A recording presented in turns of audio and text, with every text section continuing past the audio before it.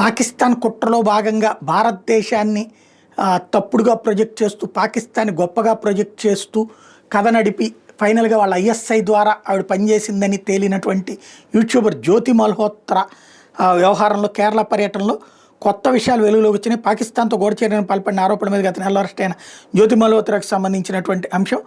RTI కార్యకర్తతో ఈ విషయం వెలుగులోకి వచ్చింది తన క్వశ్చన్తో.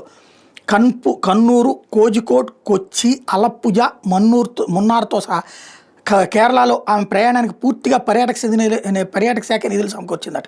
జనవరి 2024 నుంచి మే 2025 వరకు పర్యాటక శాఖతో నిత్యం టచ్లో ఉన్న వ్లాగర్ల జాబితా ఇప్పుడు బహిర్గతమైంది. అంతేకాకుండా కేరళ ప్రభుత్వం ప్రాయోజిత పర్యటనలకు జ్యోతి మల్హోత్రా పాక్ గూఢచర్య కార్యకలాపాలకి ముసుగ్గా వాడుకున్నట్టు తెలియదు.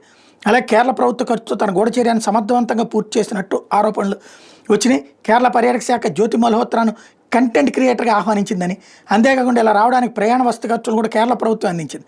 కేరళ పర్యాటక రంగాన్ని మరింత వృద్ధి చేయడానికి జ్యోతి మల్హోత్రాన్ని ఇన్ఫ్లుయెన్సర్గా వాడుకుంది. అలాగే మరో 41 మందిని కూడా ఈ జాబితాలో చేర్చింది. కేరళ పర్యాటక శాఖ మంత్రి పిఏ మహమ్మద్ రియాజ్ నేతృత్వంలో జ్యోతి మల్హోత్రా పర్యటనకు టూరిజం డిపార్ట్మెంట్ స్పాన్సర్ చేసిందని బీజేపీ ఆరోపించింది.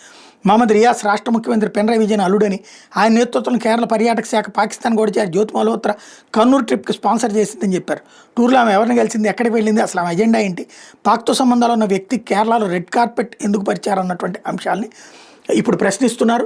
ట్రావెల్ బ్లాగర్, యూట్యూబర్ అయిన జ్యోతి మల్హోత్రా ట్రావెల్ విత్ జో పేరుతో యూట్యూబ్ ఛానల్ నిర్వహించిన కథ అంతా కూడా అందరికీ తెలిసిన విషయమే.